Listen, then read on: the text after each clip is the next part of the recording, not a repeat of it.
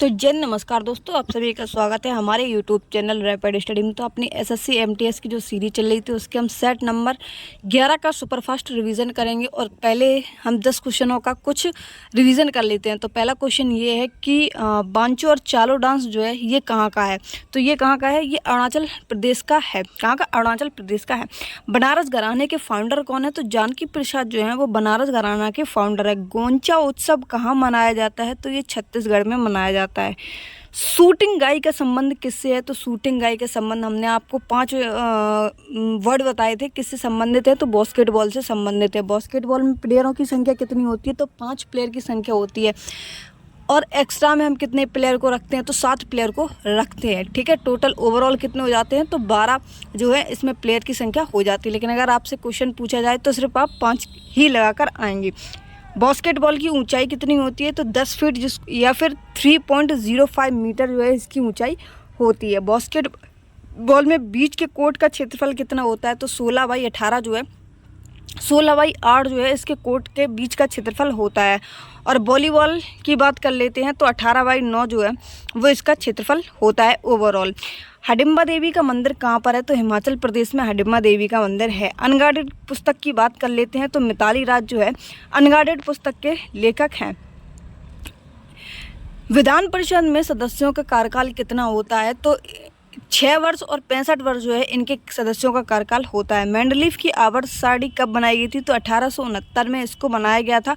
और मोजले के द्वारा जो है वो 1913 में इसको में कुछ परिवर्तन किया गया था। तो अब 11वें सेट का जो है पहला क्वेश्चन ये है कि कोलकली डांस जो है वो कहाँ का है, तो केरल का जो है कोलकली डांस है। राउत नाचा की बात कर लेते हैं या फिर पिंडवानी नृत्य की बात कर लेते हैं तो ये छत्तीसगढ़ से संबंधित है। होजागिरी, केर पूजा और गरिया पूजा ये कहाँ के हैं, तो ये छत्तीसगढ़ के हैं। ठीक है, छोरा छोरी की बात कर लेते हैं तो ये कहाँ का है, ये उत्तराखंड का डांस है। होजागिरी को हम बैलेंस डांस के नाम से भी हम जानते हैं। इसमें क्या होता है होजागिरी डांस में, तो इसमें सिर पर बोतल होती है और हाथों में मिट्टी होती है। किस पर, होजागिरी पर। और ये कौन मनाता है, तो रियांग ट्राइब जो है इसको मनाती है, यानी कि रियांग जनजाति के द्वारा होजागिरी नृत्य जो है वो मनाया जाता है। त्रिपुरा के अन्य की बात कर लेते हैं तो लेवांग, बुमानी, मोसक सुलमानी, ममता मोसक, संगाई और वेलकम डांस और माय माता और गरिया पूजा और केर, ये सब कहाँ के हैं, ये सभी त्रिपुरा के डांस हैं।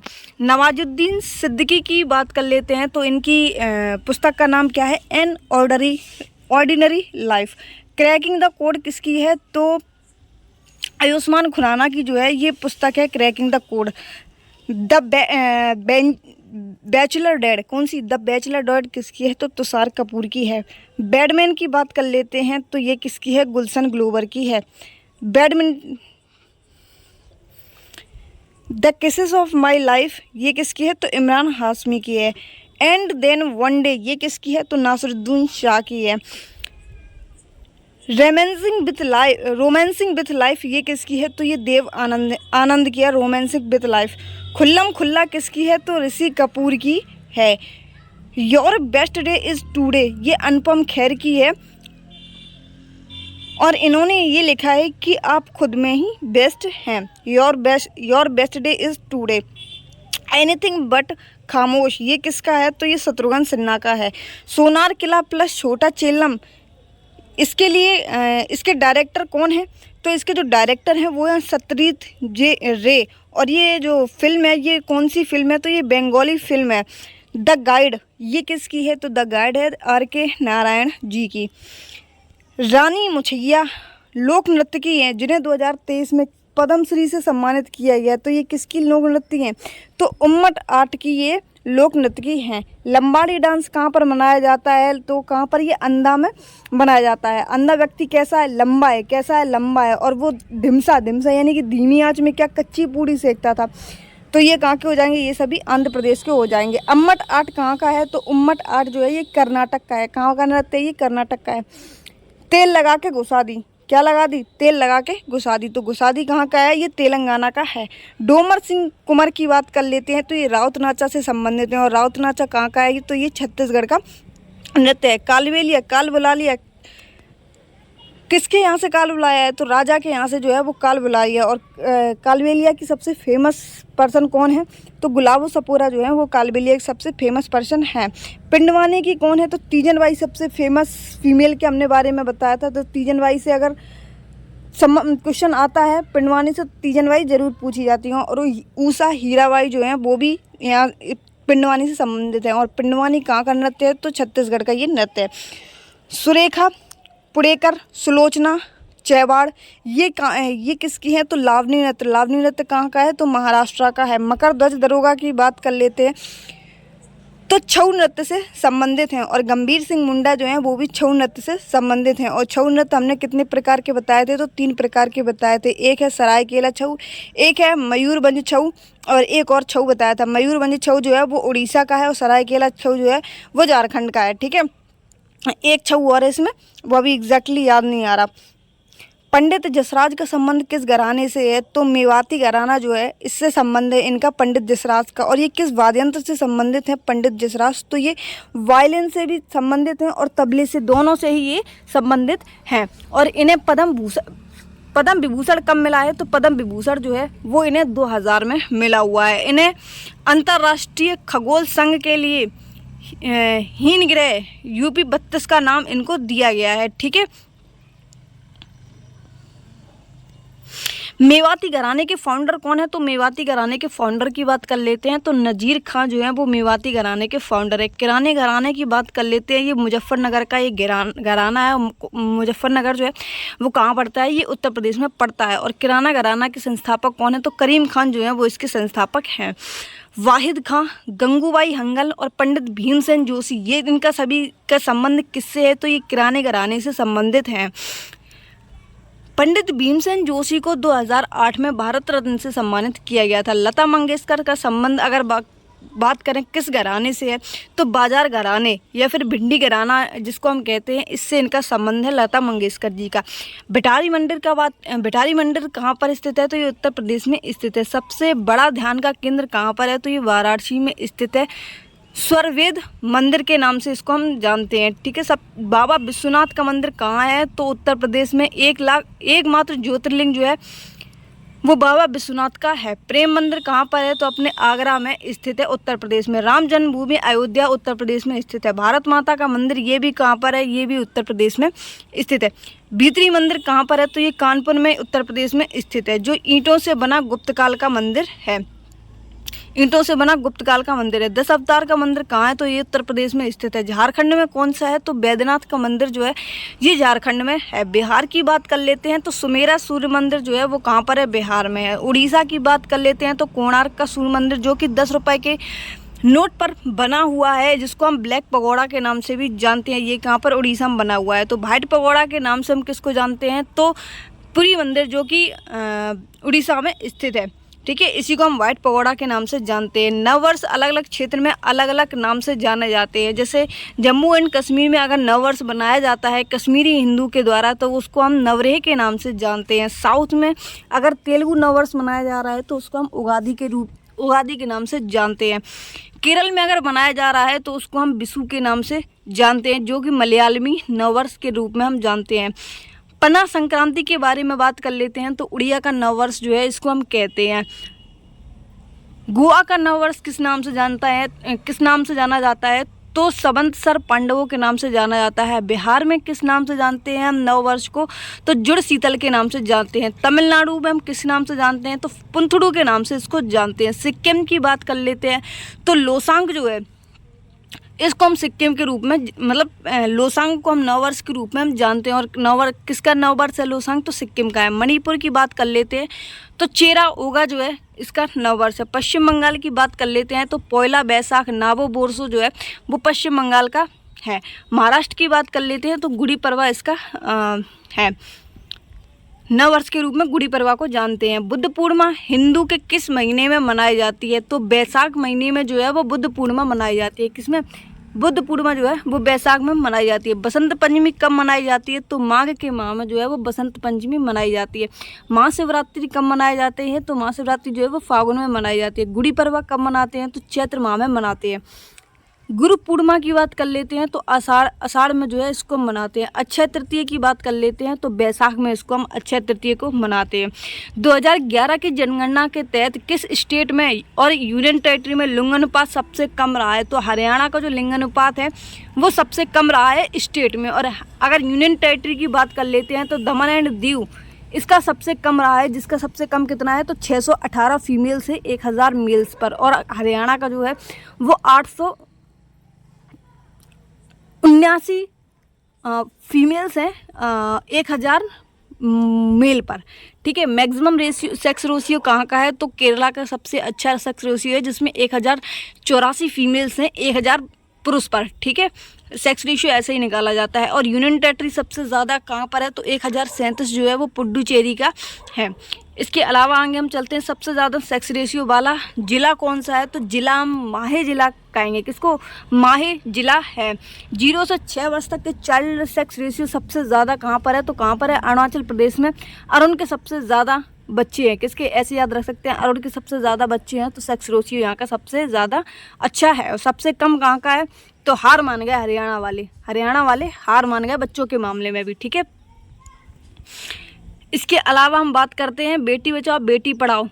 इसका बदलाव योजना क्या है? तो आपकी बेटी धन लक्ष्मी, इसका नाम चेंज कर दिया गया है। ठीक है, मलिक इख्तियार उद्दीन अल्तुनिया ने रजिया सुल्तान को किस किले में कैद किया था? तो रजिया सुल्तान को जो है किस किले में कैद कर कर रखा गया था? तो मुबारक नाम का एक किला था, इसमें इनको कैद करके रखा गया था। ठीक है, और जिसको हम बठिंडा का किला कहते हैं, और तंबर हिंद किला भी इसके नाम से हम जानते हैं।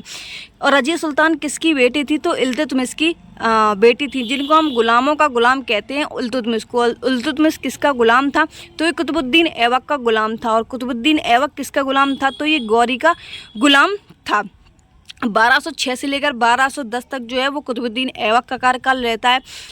फिर 11 से लेकर 1236 तक जो है वो इल्तुतमिश का कार्यकाल रहता है। बीच में आराम शाह भी आ जाता है 6 माह के लिए, लेकिन उसका कार्यकाल नहीं गिना जाता है। फिर इसके बाद में इसकी बेटी आती है इल्तुतमिश की, जिसका कार्यकाल 1236 से लेकर 1240 तक रहा है, और जो कि फर्स्ट मुस्लिम शासिका भी रही हैं। मलिक याकूत की बात कर लेते हैं तो इसको हम काला गुलाम के नाम से भी जानते हैं, जो कि रजिया की मोहब्बत था। कौन? मलिक याकूत। और ये जो है मलिक इख्तियार उद दीन यानी अल्तुनिया, जिसको हम नाम अल्तुनिया भी कहते हैं, और अल्तुनिया जो है वो रजिया से प्यार करता था, और रजिया जो है वो मलिक याकूत से प्यार करती थी। ठीक है, तो अल्तुनिया ने क्या किया था? मलिक याकूत को मरवा दिया था। ठीक है, और फिर रजिया ने क्या किया था? इसने अल्तुनिया ने ऑफ़र दिया था रजिया को कि मुझसे शादी कर लो, तो रजिया ने क्या किया था? इसके पक्ष में हो जाती है और ये अल्तुनिया से शादी कर लेती है। ठीक है, काला गुलाम इसको कहते थे, किसको? मलिक याकूत को। ठीक है, इसके अलावा अगर हम बात करें, और इसकी मृत्यु जो है वो कहाँ पर करवा देते हैं? तो 1240 में कैथल हरियाणा में इसकी मृत्यु करवा देते हैं मलिक याकूत की। गयासुद्दीन बलबन की बात कर लेते हैं तो इसकी हाइट बेशक कम थी, लेकिन ये बहुत एक नंबर का, मतलब कहते हैं ना जिसमें बिल्कुल भी दया टाइप की ना पर्सन हो, एकदम कठोर निठुर टाइप का जो पर्सन होता था वो बलबन था। ठीक है, इसकी शायद आपने स्टोरी सुनी हो, तो इसने क्या किया था कि अंदर का जो क्या बोलते हैं मांस निकलवा के और शरीर में घास फूस भरवा के और टंगवा दिया था, याद हो शायद तुम्हें। अगर बलबन के शासनकाल की बात करें तो 1266 से लेकर 1287 तक इसका कार्यकाल रहता है। इसको लोह एवं रक्त नीति के रूप में भी हम जानते हैं। इसने एक नीति बनाई थी, कौन सी? लोह एवं रक्त की नीति। गैर इस्लामिक प्रथा को जो लोग थे, गैर इस्लामिक प्रथा इसने चलाई थी, और सिजदा और पाबोस की प्रथा जो है इसके द्वारा चलाई गई थी। सिजदा का मतलब क्या था? कि झुककर सलाम करना, और पाबोस का मतलब क्या था? कि पेट के बल लेटकर पाँव को चूमना। ठीक है, पाबोस का मतलब है पैरों को चूमना, और सिजदा का मतलब होता है कहना हम सिजदा करते हैं तुम्हारा, यानी कि सर झुका के तुम्हें सलाम करते हैं। इसको उलूग खां की उपाधि से भी सम्मानित किया गया था। किसको? गयासुद्दीन बलबन को। और इसी के द्वारा जो है वो नवरोज उत्सव की शुरुआत की गई थी। ठीक है, एकमात्र बंगाल का विद्रोह जो है वो तुगरिल खां ने इसके शासनकाल में किया था। किसने? तुगरिल खां ने। अलाउद्दीन खिलजी ने क्या किया था? तो अलाउद्दीन खिलजी ने सीरी नामक एक नए गैरसन यानी कि छावनी शहर का निर्माण अपने सेवकों के लिए किया था। तो अलाउद्दीन खिलजी ने ये तो खिलजी वंश के संस्थापक था कौन? अलाउद्दीन खिलजी। ठीक है, वैसे तो फिरोज शाह खिलजी जो है वो संस्थापक थे, लेकिन अगर वास्तविक संस्थापक की बात कर लेते हैं तो अलाउद्दीन खिलजी जो है वो खिलजी वंश के वास्तविक संस्थापक के रूप में इसको जाना जाता है। किसको? अलाउद्दीन खिलजी को। ठीक है, खिलजी वंश का शासनकाल कब से कब तक रहता है? देखो एक हमने ट्रिक बताई थी आपको, गुल खा तू सैलो। गुल से गुलाम, खा से खिलजी, गुल खा तू से तुगलक, से सैयद, ला से लोदी। ठीक है, हमने बताया था आपको कि तुगलक वंश का जो शासनकाल है वो सर्वाधिक रहा है। इसके अलावा एक लोदी वंश के बहलोल लोदी के, अगर किसी पर्सन का पूछा जाए शासनकाल तो उसमें बहलोल लोदी आएंगे, और किसी वंश का पूछा जाए तो तुगलक वंश आता है। इसके अलावा अगर अलाउद्दीन खिलजी की बात कर लेते हैं तो 1296 से लेकर 1316 तक जो है इसका शासनकाल रहता है अलाउद्दीन खिलजी का। ठीक है, जनता का चरवाहा भी इसको कहते हैं। किसको? अलाउद्दीन खिलजी को। वास्तविक नाम क्या था अलाउद्दीन खिलजी का? तो वास्तविक नाम इसका अली गुरसप था। अब किसका? अलाउद्दीन खिलजी का। युग का विजेता भी इसको कहते हैं, और सेकंड सिकंदर के नाम से भी इसको हम जानते हैं। नीति में क्या इसने किया था कि घोड़ों और सैनिकों को, मतलब सैनिकों का होलिया और घोड़ों को दागने की प्रथा जो है वो इसके द्वारा चलाई गई थी। इसने जो है नगद वेतन देने की प्रणाली भी चलाई थी। अलाई दरवाज़ा का निर्माण भी इसके द्वारा कराया गया था। हौज खास का निर्माण भी इसके द्वारा कराया गया था। हजार खम्बा महल जो कि दिल्ली में स्थित है, इसके ही द्वारा इसका निर्माण करवाया गया था। मोहम्मद बिन तुगलक की बात कर लेते हैं तो 1327 में इसको पागल एवं बेवकूफ़ के नाम से भी हम जानते हैं, मोहम्मद बिन तुगलक को। ठीक है, इसने जो राजधानी स्थानांतरण की थी मोहम्मद बिन तुगलक ने, वो 1327 में की थी, और इसने प्रतीक मुद्रा चलाए थे जो कि विफल रहे थे 1329 में। खुरासन अभियान चलाया था इसने 1330 में, और कराचिल अभियान चलाया था कब? 1334 ईस्वी में। तुगलक वंश के कार्यकाल की बात कर लेते हैं तो 1320 से लेकर 1414 तक तुगलक वंश का जो कार्यकाल है वो चलता है। ठीक है, गयासुद्दीन तुगलक की बात कर लेते हैं तो 1320 से लेकर जो है वो 1325 तक इसका कार्यकाल रहता है। लकड़ी के महल में दबकर जो है वो गयासुद्दीन तुगलक की मृत्यु हो जाती है। निजामुद्दीन औलिया की बात कर लेते हैं तो निजामुद्दीन औलिया ने गयासुद्दीन तुगलक से ये कहा था कि दिल्ली अभी दूर है हुजूर। ठीक है, इनको और ये एक उस टाइम के प्रसिद्ध संत भी थे। मोहम्मद बिन तुगलक की बात कर लेते हैं तो 1325 से लेकर 1351 तक इसका कार्यकाल रहता है। इसने जो कैपिटल है यानी कि अपनी जो राजधानी थी वो दिल्ली से दौलताबाद तक ले गया, और फिर आधी जनता इसने दिल्ली से दौलताबाद ले जाने में ख़त्म कर ली, और आधी जनता जो है वो दौलताबाद से दिल्ली में आने में ख़त्म कर लिया। अब इसके राज्य में कुछ बचा ही नहीं था, तो इसने भी इमारत से कूदकर जो है वो अपनी जान दे दी थी। ठीक है, दिल्ली का काजी अपॉइंट इसी के द्वारा बनवाया गया था।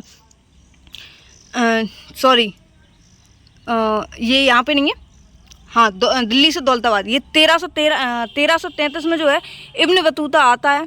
कहाँ से आता है? तो ये मोरक्को के रेला स्थान से आता है, और इसे दिल्ली का काजी अपॉइंट भी कहते।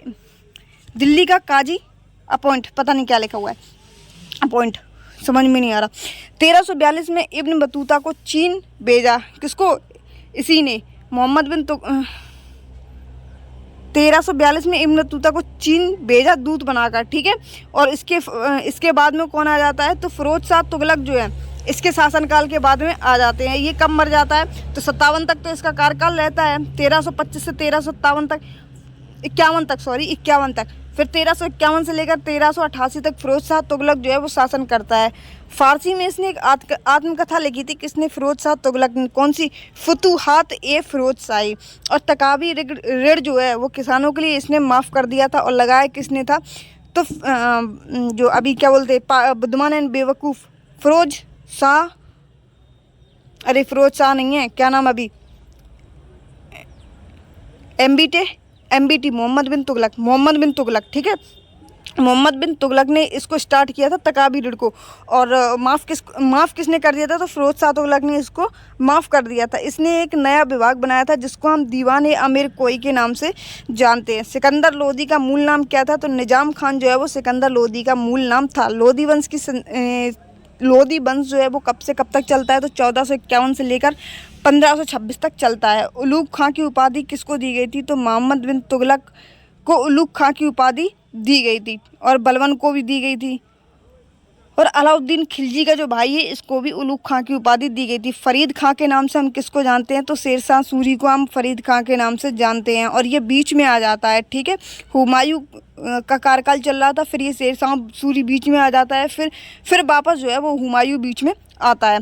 तो बहलोल लोदी का कार्यकाल कब से कब तक था, तो 1451 से 1489 तक बहलोल लोदी शासन में रहता है, और 1489 से लेकर 1570 तक जो है वो सिकंदर लोदी रहता है। और सिकंदर लोदी ने ही 1504 ईस्वी में आगरा की स्थापना की थी, किसकी, सिकंदर लोदी ने। ठीक है, और 1506 में जो है ये अपनी राजधानी जो है वो 1506 में यहाँ पर आगरा में बसा लेते हैं। इस गुलरुखी का शीर्षक जो किताब है वो उसी के ऊपर लिखा हुआ है, और औरंगजेब का अग्रगामी भी सिकंदर लोदी को कहते हैं।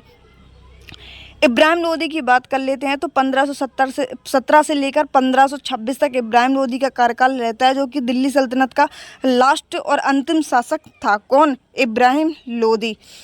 1526 में पानीपत का युद्ध होता है, जिसमें फर्स्ट युद्ध जो है वो बाबर और इब्राहिम के बीच में होता है, और इब्राहिम जो है वो हार जाता है, और गुलाम वंश की जो मतलब यहीं पर जो है वो समाप्त हो जाता है। फिर क्या होता है, बाबर जो है वो अपना साम्राज्य स्थापित करता है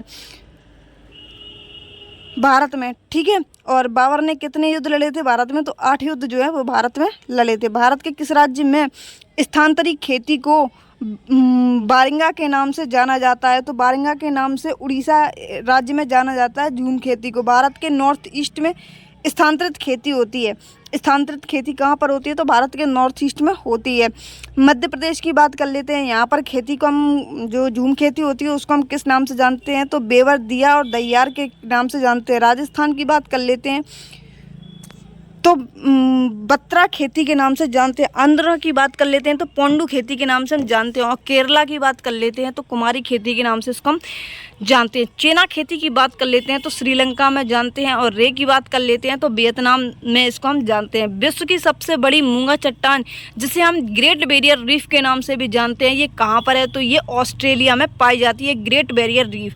ठीक है, कोरल रीफ की बात कर लेते हैं तो कोरल रीफ जिसको हम प्रवाल भित्ति कहते हैं, और ये भी कहाँ मिलती है, तो ये ऑस्ट्रेलिया के पूर्वी तट पर मिलती है। दुनिया की फर्स्ट रामसर साइट कौन सी है, तो कोबर्ग जो है वो दुनिया की फर्स्ट रामसर साइट है। दुनिया की बात हो रही है, ठीक है, यहाँ पे भारत की बात नहीं हो रही जो आप चिल्का झील लगा के चले आएंगे। यहाँ पे दुनिया की और भारत की बात करें तो यहाँ पे देखो अभी चिल्का लेक अभी हमने बताया आपको। ठीक है, उस भौगोलिक विशेषता का क्या नाम है जो यूरोप और अफ्रीका के बीच सीमा का काम करती है, तो जिब्राल्टर जो जलडमरू मध्य है जो स्पेन और मोरक्को के बीच रहती है, तो इसी को हम यूरोप और अफ्रीका के बीच की सीमा का काम करती है। कौन, जिब्राल्टर जलडमरू मध्य, और स्पेन और मोरक्को के बीच भी ये काम करती है। मलक्का जलडमरू मध्य की बात कर लेते हैं तो प्रशांत महासागर को हिंद महासागर से जोड़ने का काम करती है, और मलेशिया को सुमात्रा से जोड़ने का काम जो है वो मलक्का जलडमरू मध्य का है। बेरिंग जलडमरू मध्य की बात कर लेते हैं तो आर्कटिक महासागर को पूर्वी प्रशांत महासागर से जोड़ने का काम बेरिंग जलडमरू मध्य का जल संधि का है। भारत में मानसून निर्वर्तन किस महीने में होता है, तो मानसून का वापस लौटना जो है ये अक्टूबर से नवंबर के बीच में होता है, और सबसे पहले जो वर्षा है वो कहाँ पर होती है, तो तमिलनाडु के तट पर जो वर्षा है वो सबसे पहले होती है। भारत में पंचायती राज कब शुरू की जाती है, तो 1957 में जो है पंचायती राज शुरू की जाती है, और किसकी रिपोर्ट पर शुरू की जाती है, तो बलवंत राय मेहता की रिपोर्ट कर इसको शुरुआत किया जाता है। और जो कि बलवंत राय मेहता जो है वो त्रिस्तरीय, जिसमें गांव फिर जिला गांव फिर खंड फिर जिला, इस प्रकार से त्रिस्तरीय जो है वो ये थी। 2 अक्टूबर 1959 की बात कर लेते हैं तो राजस्थान के नागौर ज़िले से जो है वो पंचायती राज की शुरुआत होती है, और किस गांव से शुरू होती है, तो नागौर के बगदरी गांव से ये शुरू होती है। बगदरी गांव था, नागौर ज़िला था, और स्टेट कौन सा था, तो राजस्थान स्टेट था। ठीक है, 73वां कॉन्स्टिट्यूशन अमेंडमेंट एक्ट होता है 1992, जिसमें पंचायती राज का गठन किया गया था, और 74वां कॉन्स्टिट्यूशन अमेंडमेंट एक्ट 1992 होता है, जिसमें नगर पालिका का गठन किया जाता है। भारत के किन राज्यों में पंचायती राज नहीं है, तो नागालैंड, मिजोरम, मेघालय और जितनी भी यूनियन टेरिटरी हैं इनमें पंचायती राज नहीं है। पंचायती राज दिवस कब से मनाना शुरू किया, तो 24 अप्रैल 2010 से मनाना इसको शुरू किया गया, और प्रत्येक वर्ष 24 अप्रैल को पंचायती राज दिवस के रूप में मनाया जाता है। राज्य पुनर्गठन आयोग कब आता है? तो राज्य पुनर्गठन आयोग जो है वो 1953 में आता है और इसके हेड कौन है? तो फजल अली जो है वो इसके हेड हैं। आदर्श की बात कर लेते हैं तो हृदयनाथ कुजुल और KM पडिक्कर जो हैं इसके अदर सदस्य हैं। फजल अली आयोग जो है इसकी रिपोर्ट कब पेश की जाती है? तो 1956 में इसकी रिपोर्ट जो है वो शामिल की जाती है। इसमें मूल कितने थे? तो मूल में 14 स्टेट थे और 6 यूनियन टेरेटरी उस टाइम पर थी। वर्तमान में कितने स्टेट और यूनियन टेरेटरी हैं? ये मूल स्टेट और यूनियन टेरेटरी की बात हो रही है। वर्तमान में 28 राज्य और 8 यूनियन टेरेटरी हैं। भाषाई आधार पर फर्स्ट स्टेट कौन सा है? जो भाषाई आधार पर गठन होने वाला पहला स्टेट कौन सा है? तो आंध्र प्रदेश है। नवीनतम स्टेट कौन सा है? तो 2 जून 2014 तेलंगाना को नवीनतम स्टेट बनाया गया था। ये भाषाई आधार पर नहीं है, ठीक है, नवीनतम स्टेट है सिर्फ, ना कि आप भाषाई आधार पर इसको ले जाएं। भारत का आकस्मिक निधि किसके निपटान में रखी गई है? तो प्रेसिडेंट जो है ये आकस्मिक निधि को देखते हैं, ठीक है, और किस आर्टिकल के तहत? तो 267 के तहत, ठीक है। गठन कौन करता है इसका? तो संसद जो है वो इसका गठन करती है। संसद निधि भी जो है प्रेसिडेंट के द्वारा देखी जाती है और किस आर्टिकल के तहत? तो 266 के तहत देखी जाती है। अनुच्छेद 263 क्या कहता है? कि अंतर्राज्यीय जो परिषद है इसका गठन जो है वो 263 में होता है, जिसके फर्स्ट हेड कौन थे? तो RS सरकारिया जो है इसके फर्स्ट हेड थे। अंतर्राज्यीय परिषद का गठन कब किया जाता है? तो 1988 में इसका गठन किया जाता है। इसके हेड कौन थे? तो PM जो हैं इसके हेड होते हैं। अंतर्राज्यीय परिषद का मतलब क्या होता है? कि राज्यों के बीच जो विवाद होते हैं इसको निपटान के लिए इसको गठन किया गया था अंतर्राज्यीय परिषद का। इसमें क्या होता है? अंतर्राज्यीय परिषद में 1 साल में 3 बार इसकी बैठक होना अनिवार्य है। UPSC के हेड प्लस सदस्यों का कार्यकाल कितना होता है? तो 6 वर्ष और 65 वर्ष जो है इसका कार्यकाल होता है, ऐसा नहीं है। और आर्टिकल कौन सा है UPSC का? तो 315 इसका आर्टिकल है। ये क्वेश्चन पहले पूछा गया है, UPSC का कार्यकाल कितना होता है, शायद SSC GD में या फिर किसी में पूछा गया था।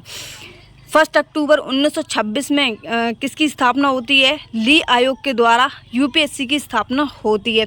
फर्स्ट हेड किसको चुना जाता है UPSC के? तो रॉस वॉकर जो हैं इनको फर्स्ट हेड के रूप में चुना जाता है। और इसकी स्थापना कब होती है? 26 जनवरी 1950 को इसकी स्थापना होती है। ली आयोग कब आता है? तो 1926 में आता है और उसकी स्थापना कब होती है? 1950 में होती है। भाग में कौन सा है? तो UPSC जो है वो 14वें भाग में है और इसके आर्टिकल कितना है? 315 से लेकर 323 तक इसका आर्टिकल है। राज्य लोक सेवा आयोग की आयु सीमा क्या होती है? तो 6 वर्ष और 62 वर्ष इसकी आयु सीमा होती है राज्य लोक सेवा आयोग की। वो क्या था? यूनियन का मतलब होता है पूरा केंद्र के रूप में, ठीक है। और राज्य की बात आ जाए तो यहाँ पे स्टेट लगेगा। UPSC की बात कर लेते हैं तो UPSC के फर्स्ट भारतीय हेड कौन? अब भारतीय हेड की बात हो रही तो भारतीय हेड कौन होंगे? HK कृपलानी जो है वो भारतीय हेड थे। और वर्तमान में UPSC के हेड कौन है? तो प्रीति सूदन जो है वो फर्स्ट फीमेल भी हेड हैं और वर्तमान में हेड जो है वो प्रीति सूदन है।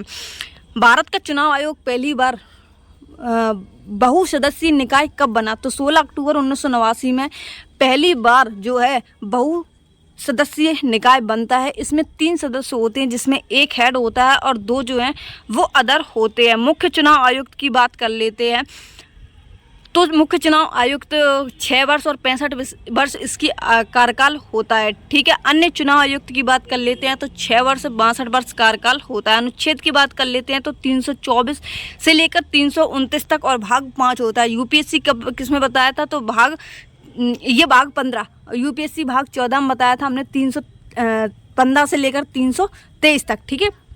स्थापना कब होती है इसकी? तो 25 अक्टूबर 1950 को होती है। इसीलिए 24 अक्टूबर को जो है वो वोटर्स डे के रूप में हम मनाते हैं।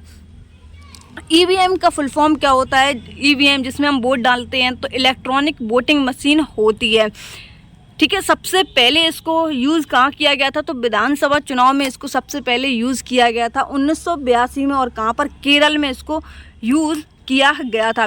VVPAT का फुल फॉर्म क्या है? तो voter verified paper audit trail. क्या? Voter verified paper audit trail इसका फुल फॉर्म होता है।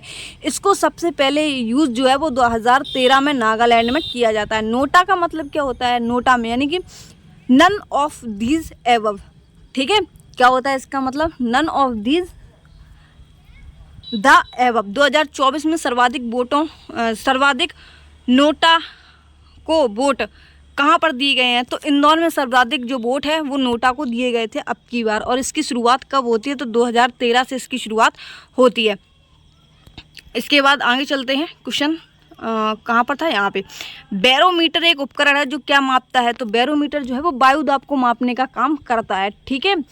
अगर अचानक से बैरोमीटर को जो तापमान है वो गिर जाता है तो इसका मतलब है कि आंधी तूफान आने वाला है। ठीक है। और धीरे धीरे ऊपर जाए तो मौसम साफ हो रहा है, और धीरे धीरे अगर नीचे जाए तो क्या होगा? तो वर्षा होगा। ठीक है। और एकदम से नीचे गिरता है तो तूफान आने वाला है। बैरोमीटर का आविष्कार किसने किया था? तो आविष्कार जो है वो टॉर्सेली ने किया था। क्या किया था? टॉर्सेली ने इसका आविष्कार किया था। विद्युत प्रतिरोध का एसआई मात्रक क्या होता है? तो ओम मीटर जो है, जिसको इस तरीके से बनाते हैं हम। ठीक है। इस विद्युत प्रतिरोध का जो है इस तरीके से ओम, ये है, सॉरी, विद्युत प्रतिरोध का ओम मीटर होता है और प्रतिरोध का ओम होता है। ओम इसको बोलते हैं। ठीक है। समतल कोण की बात कर लेते हैं। तो समतल कोण जो है मापन जो है वो किस में किया जाता है? तो रेडियन में समतल मापन का किया जाता है, और ठोस कोण का मापन जो है वो स्टेरेडियन में किया जाता है। सबसे अधिक अभिक्रियाशील हैलोजन कौन सा है? तो फिर कल बरे आयोटा में, किसमें? फिर कल बरे आयोटा में। ठीक है। इस तरीके से होता है। Fl fluorine, chlorine, bromine, iodine. इसके अलावा चलते हैं आगे। मानव शरीर में बाल, नाखून और त्वचा की ऊपरी परत बनाने के लिए प्रमुख पदार्थ का कौन सा है? तो कैरोटीन जो है वो अपने नाखून में होता है और बालों में होता है। किसे बॉडी बिल्डिंग फूड के नाम से हम जानते हैं? तो प्रोटीन जो है इसको हम बॉडी बिल्डिंग फूड के नाम से जानते हैं। और इसकी कमी से, प्रोटीन की कमी से कौन सा रोग हो जाता है? तो क्वासिक्योर जो रोग है वो हो जाता है। प्रोटीन एमिनो एसिड से मिलकर बनता है। एमिनो एसिड से मिलकर क्या बनता है? प्रोटीन बनता है। प्रोटीन टेस्ट वायुरेटेड होता है। बॉडी में फैट का पता करने के लिए हम किसका टेस्ट करते हैं? तो VMI यानी कि बॉडी मास इंडेक्स का उपयोग करते हैं। तृतीय क्षेत्र की बात कर लेते हैं। तो वानिकी खनन जो है ये तृतीय क्षेत्र में आते हैं। ठीक है। प्राथमिक क्षेत्र में क्या आते हैं? जैसे खेती करना, मछली पालना, ये सभी जो हैं वो प्राथमिक श्रेणी में आते हैं। सेकेंडरी में क्या आता है? विनिर्माण करना। और तृतीय में क्या आता है? सेवा क्षेत्र करना तृतीय श्रेणी में आता है। तृतीय क्षेत्र में आय में उत्पन्न नदी नहीं करता, लेकिन यह उत्पादन प्रक्रिया में सहायक और समर्थन करती है। भारतीय अर्थव्यवस्था का मैक्सिमम कितना योगदान होता है? तो 55% जो है भारतीय अर्थव्यवस्था का मैक्सिमम योगदान होता है। इसके अलावा अब एक PDF बची है, वो आप अपना कंप्लीट कर लेंगे। ठीक है। वैसे इसमें कुछ मुझे इम्पोर्टेंट तो लग नहीं रहा, फिर भी आप एक बार पढ़ लेना, क्या पता। ठीक है। ये पढ़ लेना। UN देश में कितने सदस्य थे? तो 193 सदस्य थे। ठीक है। स्थायी कितने हैं? तो FRAC इसमें स्थायी के लिए शॉर्ट ट्रिक है UN में। ठीक है। और भारत किस में आता है? तो अस्थायी देश में आता है। और अस्थायी देश का कार्यकाल कितना होता है? तो 2 वर्ष होता है। और भारत जो है वो अब तक कितनी बार अस्थायी देश में चुना गया है? तो 8 बार जो है वो अस्थायी चुना गया है। और सर्वाधिक बार कौन चुना गया है? तो जापान जो है वो सर्वाधिक बार अस्थायी के रूप में चुना गया है। दुनिया का पुलिसमैन किसको कहा जाता है? तो UNSC को कहा जाता है। ठीक है। बाकी मिलते हैं अपने नेक्स्ट वीडियो में। तब तक के लिए जय हिंद, बाय बाय। और हाँ, MTS के लिए सभी रीजन के जो एडमिट कार्ड हैं वो अपलोड कर दिए गए हैं, तो जाकर एक बार अपना देख लें कि आपका एग्ज़ाम कब है।